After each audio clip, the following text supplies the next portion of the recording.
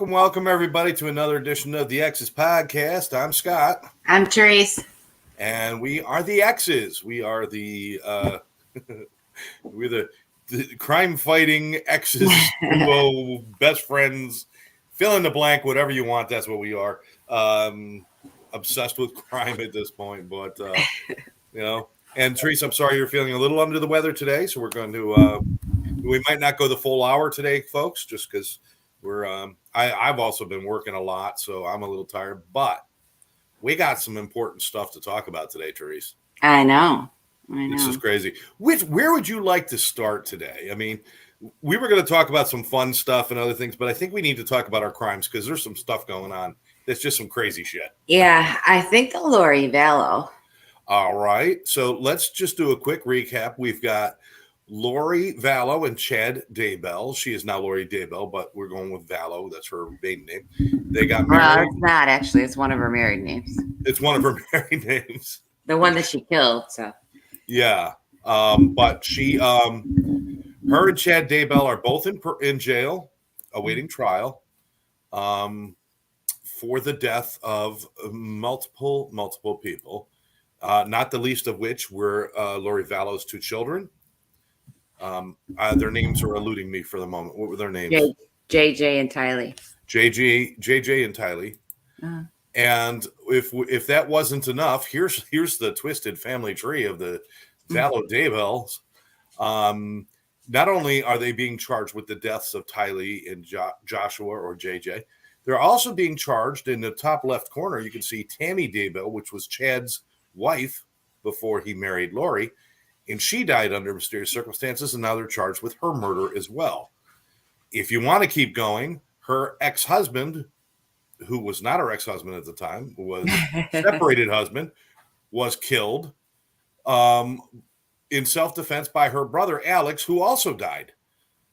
So yeah. This is crazy. She's actually charged in Charles's death.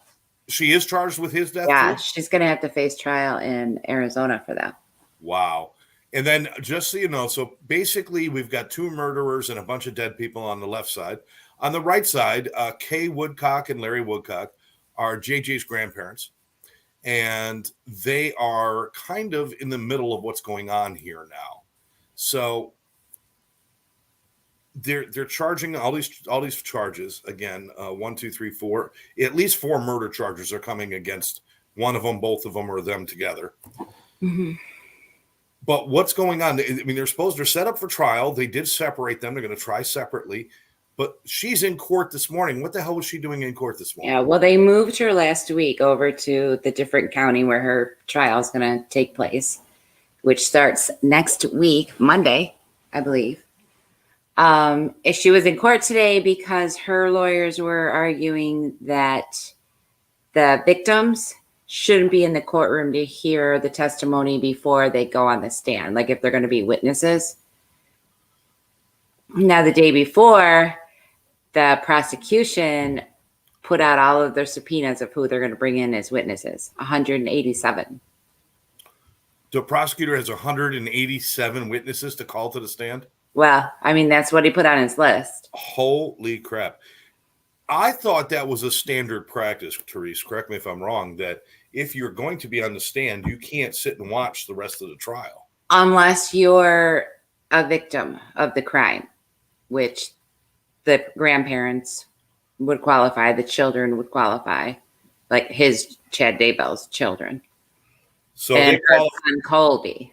So they qualify as being victims, which means they should be able to watch. But since they're also witnesses, they really shouldn't be able to watch. And that's what the whole argument was. No, the argument is that they're not, grandparents shouldn't be considered victims. So they shouldn't be allowed to view any of the testimony before they testify.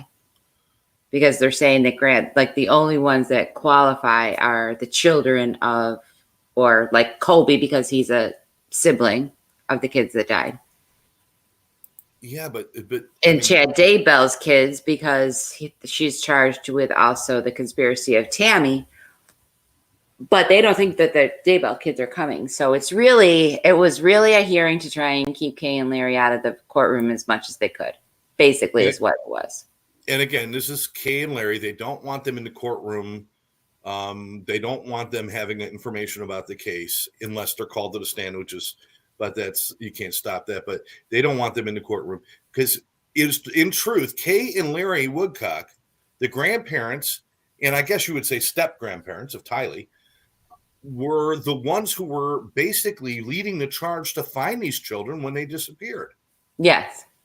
I mean, they called in the welfare check on JJ. Although other people knew that they hadn't seen them, nobody called until Kay called. And they pushed. And when they weren't listened to, they pushed harder and they pushed harder. And they were listened to eventually, but it wasn't just like one phone call and everybody was alarmed. It took a few times. And but these two would travel everywhere looking, asking questions, working with the police. They were in the courtroom today. Were they in the courtroom for that? Okay. All right. It's They've just gone to every single hearing.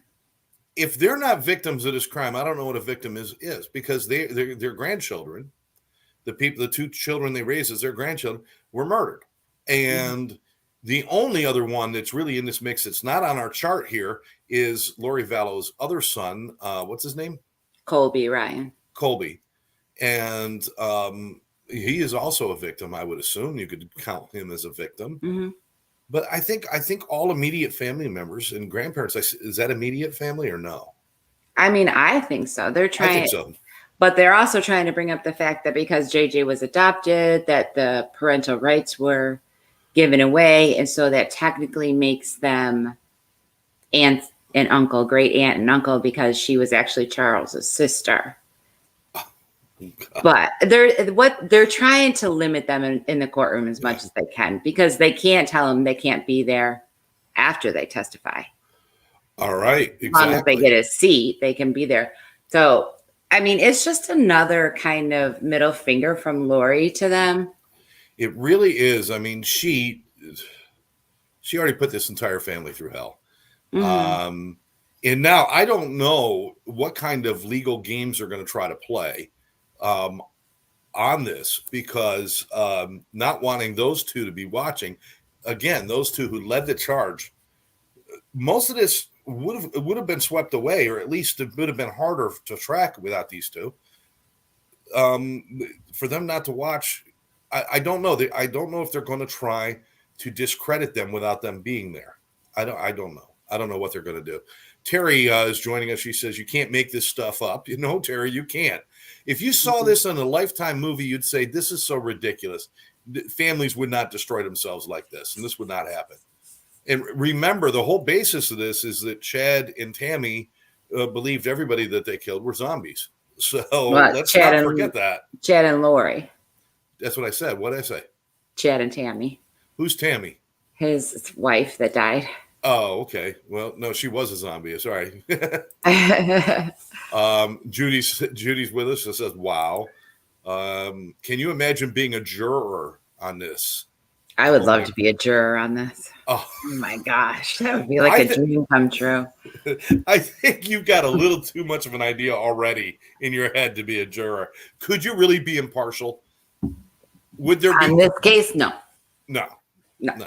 Of course not. I mean, I don't see any way through this other than these two rotting in prison for the rest of their lives. And I really hope so. I really hope the prosecution has a lot of evidence, because I don't know. All this little nonsense and stuff makes me a little nervous. So Tammy, is because they said it up until the beginning of this year, is sometime in January, February, they were supposed to be tried together. Then they found a way. They found a judge who finally said, yes, fine, you could try it separately. Who's first and when does it start? Lori's first. It starts on Monday. This Monday coming up. Mm-hmm. And is this going to be a televised murder case? No, not even audio. No cameras, no audio. The media has to request the audio after the day is finished. So there are some YouTubers that are going to be updating. And you're frozen. Oh, man. You're frozen in Florida. I'll unfreeze in us. I know. Am I unfrozen yet? Yeah. Am I unfrozen yet? Okay. Well, we've got thunderstorms coming through, too, so it's a little bit iffy. Not to mention Comcast sucks, people. Um, this is yeah, I'm shocked. I'm surprised that they did not televise this one. Of course, you might have to take a month off of work just so you can sit and watch every moment. Well, I mean, the good thing about that is I won't really be missing much during work because they can't request the audio until the day is done in court. So every evening, guess what I'll be doing? Walking around the house with my earbuds in. If you have a source that's going to give us good updates and all that stuff, let us know. Even I know we're promoting somebody else's maybe podcast or something, but that's okay because we want people to follow this with us and see what's going to happen. So she's starting this week or next week. And do you have any idea when his date is coming up? No, they haven't decided yet. Okay. And at this point, he's being charged again, one more time. Lori is being charged at this point in the first trial with the murders and other charges of hiding bodies and doing all that, of the two children, Tylee and JJ, and Tammy Daybell. Well, she's charged with the conspiracy to murder Tammy. Okay. So she's not charged with the actual murder. Okay. Chad is, but she's not. Conspiracy, co-conspirator, whatever it might be. Okay. Then Chad will be charged with the deaths of the two children and the death of his wife, Tammy. Correct. And then later, after all this is over, then we'll probably see another trial for the death of Charles Vallow, her husband who died. Correct. Okay. Now we got all that straightened out. That is a big mess of dead people. I know. So Nate Eaton from East Idaho News, he'll be doing updates every day. And Pretty Lies and Alibis. What? And Children of Darkness and Light. Oh, excuse me? What? Children of Darkness and Light is another one that's going to be, she's going to be in the courtroom. She's the one that's writing the book. So I've been following it closely. Okay. Is this why we broke up? Because you wanted to join this cult? It's not a cult. It's not a cult. Okay. Excellent. Now, so we're going to keep you apprised of that. And, what we may even do is when there's big things that happen, Therese and I may come on and do a quick 5-minute little thing and give you updates and do stuff like that. And we'll try to keep you guys abreast of everything. I'm sure Therese is going to follow it very closely. I'm going to follow it as well as I can. And we will certainly bring you what's going on with that. We always love your comments and your thoughts about these things. Terry's saying this should be open and shut. I don't think there's such a thing. No. I don't think there's such a thing. Especially not with Cuckoo Bird. Let me say one more question. Can you tell me why people convicted of terrible crimes like this get 9 life sentences but are out in years? Why not just a life sentence and stick to it? There are life sentences without the possibility of parole. And that's essentially what we would be looking at there. Yes, because they took the death penalty off the table for her. Yes. Other life sentences would simply be like 25 to life, which means after 25 years, you're eligible for parole. You can apply every year. Doesn't mean they're going to give it to you, but you could, right? Correct. Yeah, Charles Manson still comes up for parole, doesn't he? Yeah. Yeah. And the amazing thing is Charles Manson never killed anybody. I know. He never killed anybody. There were people that were involved in that murder that got out of jail that he's still in jail for, just because he is psychotic, I think is really the big thing. Well, and because he got control over all of those people. Yeah, exactly. Let's see. Only with a guilty plea, open and shut. That's true. Now, because we don't have a lot of time tonight, I want to move on because there's another case that we're going to look at, which is coming up for trial like now, right?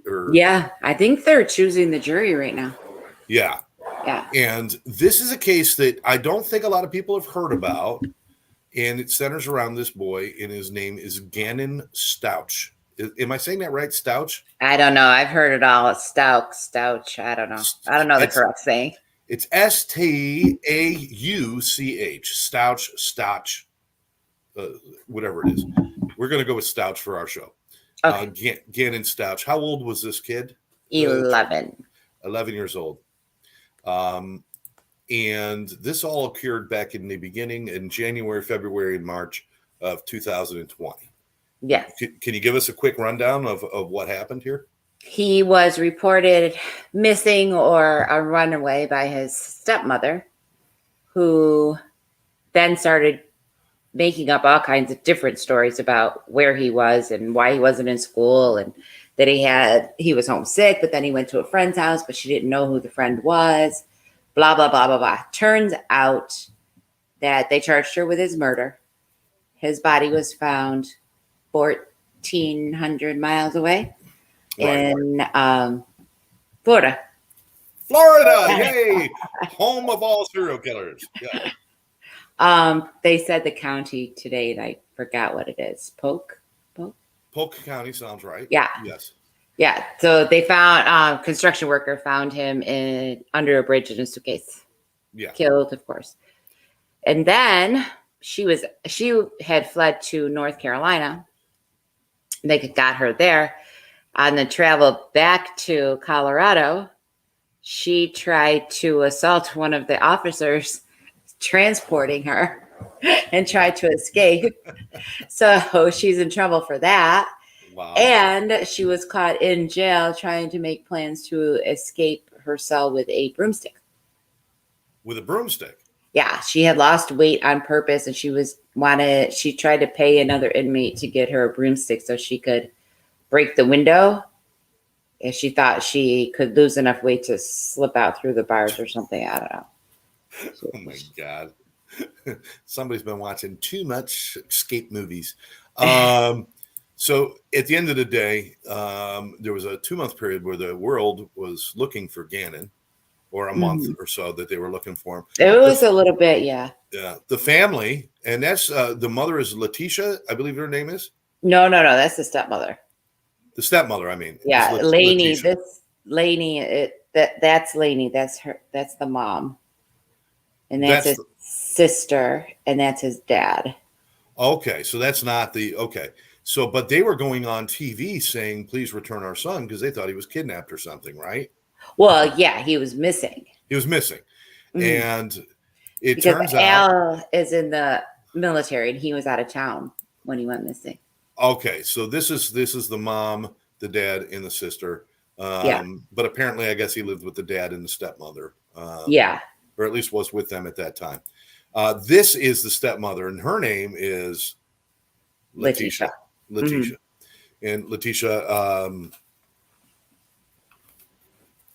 Stauch or whatever. But yeah, I know. How long was she the stepmother? How long has she been in that family? Do you have any idea? That I'm not sure how long they were married. Because it seems to me you start to build a bond. I mean, having stepkids, listen, you've been through it. I've been through it. We've all been, a lot of people have been through stepkids and stuff. There's an adjustment. There's some difficulties in that. And there's different things you got to learn and stuff. But killing, this can't be anything to do with anything other than the fact that she has got to be insane. She has got to be, something is definitely wrong with her.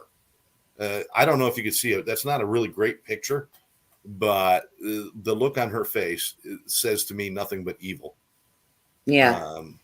That is an evil, evil person to kill a 12-year-old boy, shove him in a suitcase, let him be thought of as missing for all that time. And he was dumping him in Florida. We got enough problems in Florida. Don't bring your dead people to Florida. We got enough problems, all right? We got things going on down here. We don't need it. So his autopsy revealed, and she had moved stuff in the house. She had moved his bed to try and cover blood up. But do you know what his autopsy revealed? I saw this. There's blunt force trauma. There's gunshot, and there's stabbing. I believe 18 stab wounds. So 18. She stopped. I don't know the order that it happened in. No, we don't know that. Shot, beaten, and stabbed to death. I would think probably, poor thing, probably beaten, right? Yeah. maybe then stabbed and shot, maybe just to make sure. I don't know. I mean, it could have been a shot first and then just a complete rage afterwards. You don't know until obviously the autopsy will be able to tell, because if the gunshot, blood loss and all the other things that'll tell the tale. But we'll find out. Let's see. Yeah, Terry says, "What a winner!" Yeah. This, wow, we got monsters all around us. Terry says Florida is heaven's waiting room. That's why all the old people come here, because it's where you go. But oh, no, this is really, really disturbing. Yeah. Now, is there any indication that anybody other than her was involved in this? No. Okay, and they're very confident of that. Yes. Okay.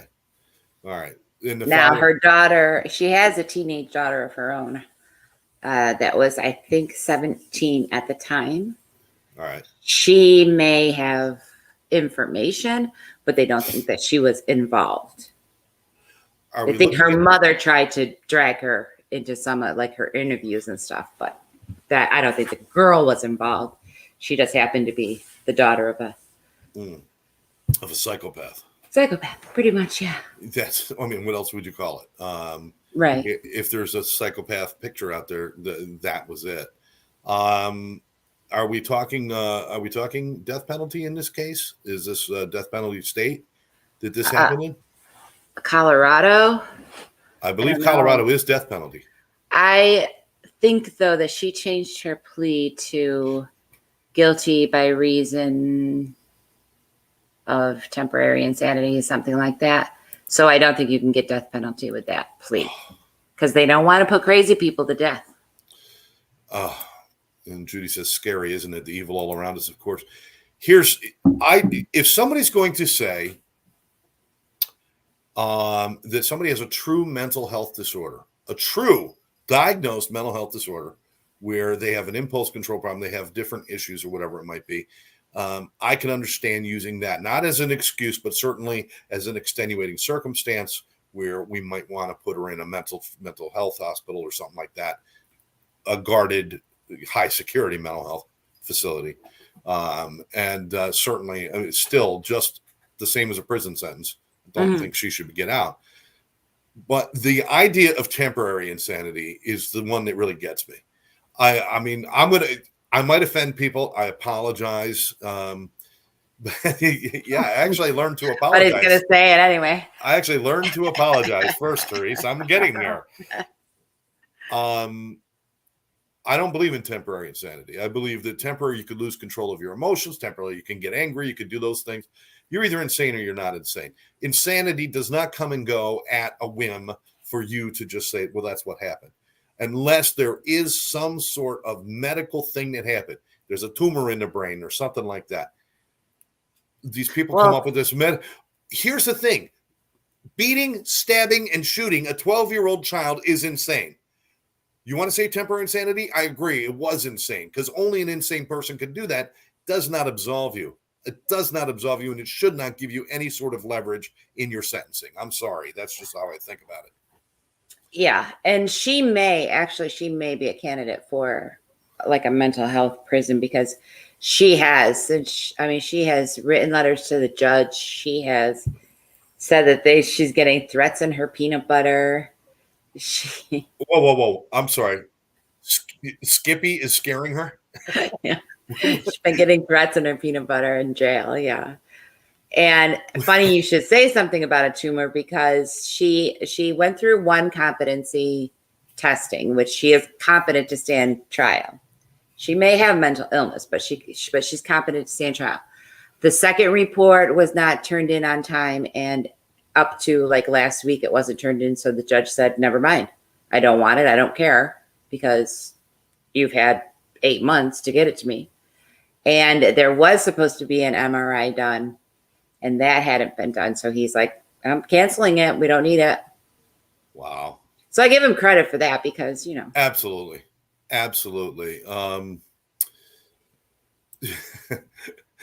Terry says, I've heard of functioning alcoholics, but come on. Let's see. Curable, so can be cured and get out. Okay. And agree. All right. Yeah, this is a case that we're going to follow. It's coming to court, obviously, soon. They're picking a jury. I don't see this one as having a lot of twists and turns that are going to shock anybody. I think really the question is that how far can she take insanity to keep herself out of a life sentence? That's what I'm wondering. Yeah, but I think she's going to get a life sentence regardless. It's just a matter of if she's going to be in prison or if she's going to be in a mental health prison type thing. They said she won't get out. And she'll be in somewhere that's very secure. And at the end of the day, this is the only true problem. This is the loss of this child. What happens to her, I really don't care. I just hope it's not comfortable and painful for the rest of her life. But I don't want to be a vengeful spirit, but this is not cool. Especially, here's the thing. You push a kid and he falls down and hits his head. All right, I temporarily lost control. You do something stupid. You turn around and you give your kid a slap in the face. Temporary loss of control. Shot, beaten, stabbed. That's not a temporary loss of control. That is a complete freaking meltdown. Well, and then all of the cover-up. And then the cover-up and the ability to lie to people afterwards. They say that she had his body in the trunk of her car in the garage as the police were there taking the report and to say that he was either a runaway or missing. She rented a car, even though they had two other cars, to go out and look for him. She rented a U-Haul for God only knows what reason. And then she drove her daughter and the body all the way up to Florida and stayed in a hotel like miles from where she dumped his body. Usually the first thing they do when a kid is missing, I mean, you look at things like JonBenet Ramsey and some other, famous cases like that. First thing they do is they tear the family apart. They make sure they search everything. They look at everything. They make sure the family, there's always somebody else out looking just because, you look, but there's always somebody should be tearing that stuff apart. How could she have had the body in the trunk while the police were there? And the police I don't understand that. Yeah, I don't understand. Like, why didn't you open the back of the car? You would have known right then, right there. That wouldn't have taken months. Unfreaking believable. Now, obviously, would not have helped the kid at this point. No. Now here's one more thing I want to add into the mix because again, we're wrapping up early tonight. I want to add this into the mix. If this woman was capable of doing this, and let's say that she was, for lack of a better term, insane. Okay. Is this just another situation where there's somebody who is off their rocker, insane, who could be dangerous, that slipped through the system and nobody helped? I mean, yeah, it could be, right? It could be. Yeah. I mean, there's been so many. Jeffrey Dahmer, I would definitely put in that category. Yeah. This one in the college murders in Idaho, I would put him in that category. Absolutely. The school shooters. The shooters from Marjorie Stoneham Douglas, 17 people killed by a teenager who traditionally in the school and everywhere else was diagnosed as having a serious issue, and he never received the help that he needed. And it was seen for years, not one or two incidents, for years. They knew this kid was in trouble. And neither his foster family or his school teachers or anybody had the ability or the not the wherewithal, but just the know-how to help him. That is one issue. And here's another case where, it does sound to me like this woman is off her rocker. She's lost it. She's crazy. But if the cheese slid off her cracker years ago, somebody should have noticed it. And I don't think we pay enough attention to mental health in the country right now. We're going to see a lot more of these.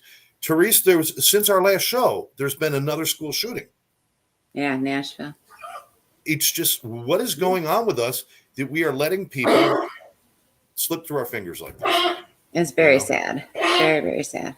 Mom is with us. She says our mental health system is so broken. It is broken. But it's not just mental health system. It starts with us. It starts with us as individuals. And here's what I'm going to tell you right now. Starting in secondary school, not in first grade, second grade, but in middle school and high school, there should be mandatory classes on mental health. There should be classes on understanding mental health, understanding depression, anxiety, understanding these things so that we can get rid of the stigma. And when people see it, it just becomes something like, hey, I notice you're having a little problem.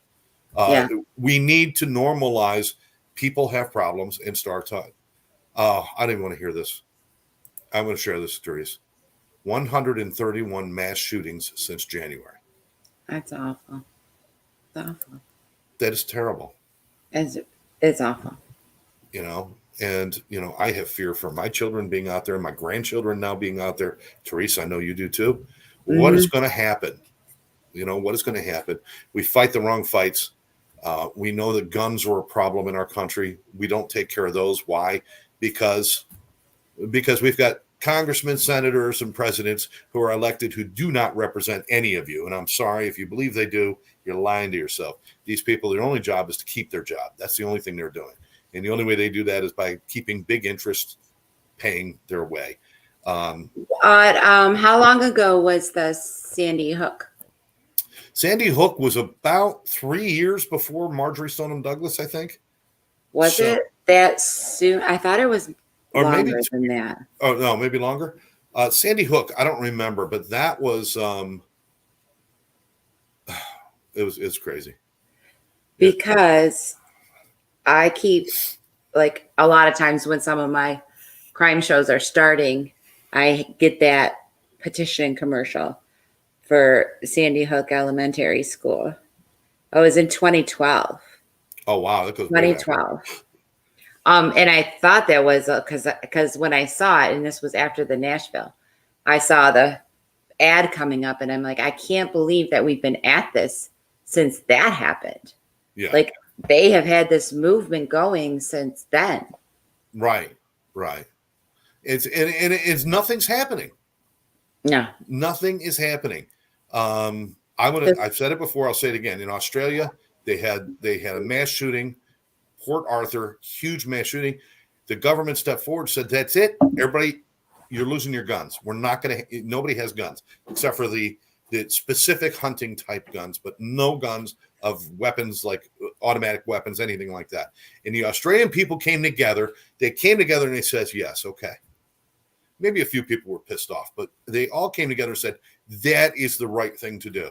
In America, we put our politics, we put our position, we put big pharma, and we put big business above the health and welfare of our children and above the health and welfare of ourselves. And it's, I'm not asking anybody to revolt. I'm not asking anybody to do that. That's not the way to do it. What we don't need is we don't need another person like Trump was preaching hate. We don't need any of that. But we certainly need to start thinking about limiting terms of our senators and congressmen so that they have a short period of time to do the job that you put them in there to do, and not a long period of time to build relationships with people you don't know who want to keep guns in the hands of everyone. Do you know did you hear how many guns that person had from the Nashville shooting? They had 2 AR-15s with them and a handgun, all on their person with them at that shooting. And then had a total of 7 guns at home that were bought in the last 5 years. And this person was being treated for mental health issues.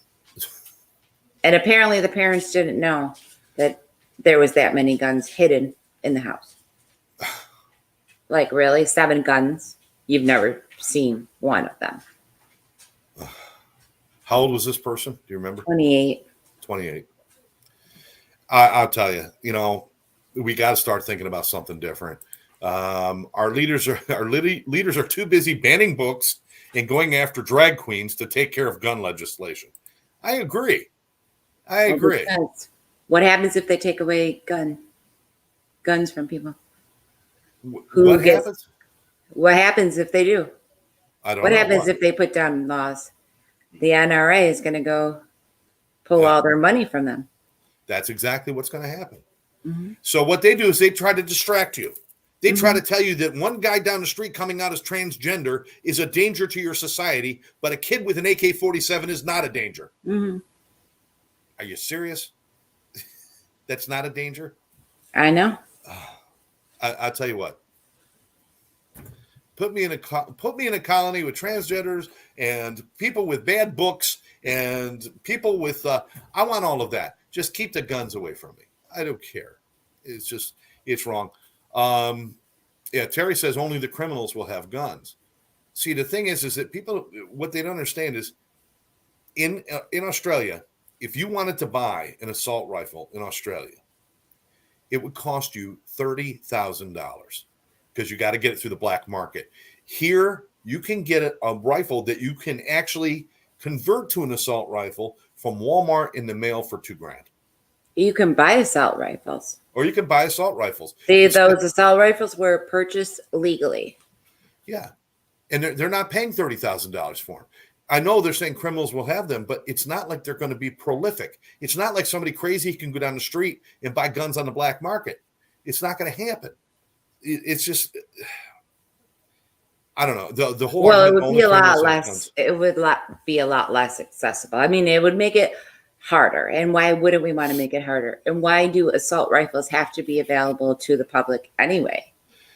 And let me put on one more thing. These people we talk about on our show, the people like the Vallows and the Daybells and the Stauch and now these people who are shooting the schools, none of them are career criminals. Not that we know of. None of them were they weren't career criminals. They weren't in and out of prison. They weren't in and out of jail. They weren't out dealing drugs. They just happened to be people who were completely unstable. It's not about criminals having guns. Criminals aren't doing these mass shootings. These mass shootings are being done by regular people. Yeah. And they're doing it because there's an opportunity to do it. And also, again, because we're not taking care of our people, we're not taking care of mental health, we're not educating people enough to deal with it when you see it. What do you do? But that's enough of the soapbox. Oh, I know you're not feeling great. I'm glad that we had a chance to do the show, though. Yeah, me too. I didn't want to cancel again. Yeah. It seems so long since we've done one. It's been a while, but we're gonna try, and I think what we're gonna do is we're again, especially with some of these cases that we've been talking about that we really follow, we'll do pop-ups every once in a while. Bruce and I will work it out. Maybe it'll come up at 6:00 at night sometime or 2:00 in the morning. Not 2:00 in the morning. Not 2:00 in the morning, but we'll come up with a few pop-ups and a few just update things, and then we will be back on our regular schedule, so that we should be back on the air again in 2 weeks. But between now and then, if something comes up, we'll let them know, right? Yeah, I can't wait for Monday. We might have to do a pop-up on Wednesday. We may have to do a pop-up on Monday. I mean, well, we won't know until Monday night. We won't know for Monday night anything, yeah. But we'll do pop-ups. We'll keep everybody informed. All right. Terry's saying feel better, Therese. And thank you. And Mama's saying feel better. And Thank you. God bless you. And David Gay is with us. David, one of my friends from 40 years ago, and still a friend today. Apparently, it's all on Joe Biden, according to the GOP from Colorado. You can't put it all on one person. I know that's what they're saying, David. They're playing. Oh, it's the shootings because of Joe, or this happened because of Joe, or Joe's got to do this or do. This is about changing the way that we all think about things and changing the way we do things. This is about a shift in American culture from. Listen, we started this country because we were tired of taxation without representation. Do you believe you're being represented right now? I say you're not, because the representation would protect you and not put you in harm's way so that they can get their next campaign donation. Yes, I'm talking to you, Mitch McConnell. Yes, I'm talking to you guys, all you guys who have been in office so long, you forgot what state you even came from. I'm talking to all of you. All right. I'm done. I promise. The government is now knocking on my door. They've been listening in. I'm in trouble. I'll see you from prison. All right, well, ding, ding. Ding, ding. Yes, that was a ding, ding. That was my time. And I drool. When I hear a bell, I drool. It's like a dog. Okay. All right. For now, hey, thanks everybody for joining us. We're going to keep this short and sweet tonight, although our short and sweet turned into long and Yeah, it did. long and drawn out. But I can't help myself. When we get rolling on things like this, it's important. We appreciate your support, everybody. We appreciate you listening. Make sure you share this with your friends and tell people about us. And we'll be back in 2 weeks right here with the Exes podcast. Therese, final thoughts? Have a good week. Have a good week. All right. And as I always say, get up tomorrow, do one thing nice for somebody else, do two things nice for yourself, and you'll always have a good day. For now, Scott and Therese, we'll catch you next time on the Exes podcast.